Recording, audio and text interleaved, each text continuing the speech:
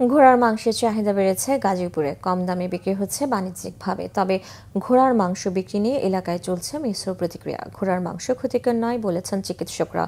গাজীপুর থেকে মীর মোহাম্মদ ফারুকের তথ্য, ছবিতে ডেস্ক রিপোর্ট। গাজীপুরে ঘোড়ার মাংসের ব্যবসা এখন জমজমাট, দামও হাতের নাগালে। কেজি 250 থেকে 300 টাকা।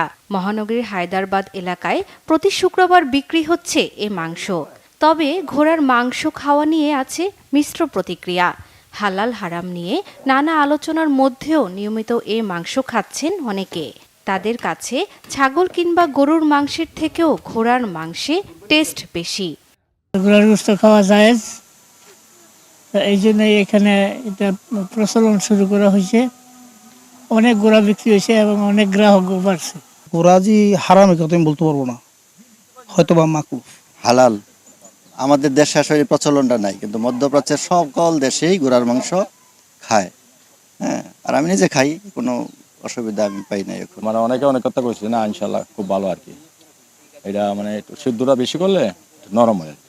শুরুতে একটি ঘোড়া জবাই করে বিক্রি করলেও এখন 6 থেকে 7টি ঘোড়ার মাংস বিক্রি হয়। দূর দূরান্ত থেকে ক্রেতারা আসেন কিনতে। হাদিস কোরআন জেনে আলেমদের পরামর্শ নিয়ে এ মাংস বিক্রি করছেন বলে জানান বিক্রেতা। দুবাই থেকে দেখে আসছে যে ঘোড়া গোশত বিক্রি হয় এবং হালাল, ওইখান থেকে আমাদের অনুপ্রেরণা এবং হাদিস থেকেও জানতে পারি যে ঘোড়া গোশত হালাল।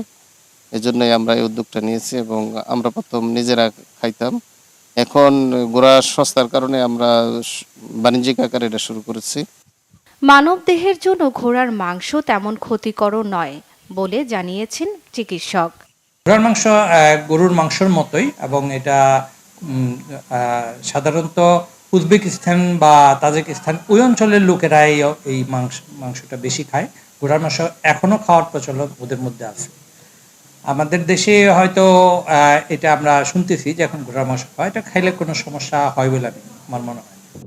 ঘোড়ার মাংস দেশে তেমন পরিচিত না হলেও ইন্দোনেশিয়া সহ মধ্যপ্রাচ্যের কিছু কিছু দেশে এটি একটি জনপ্রিয় খাবার। Bangla vision news desk.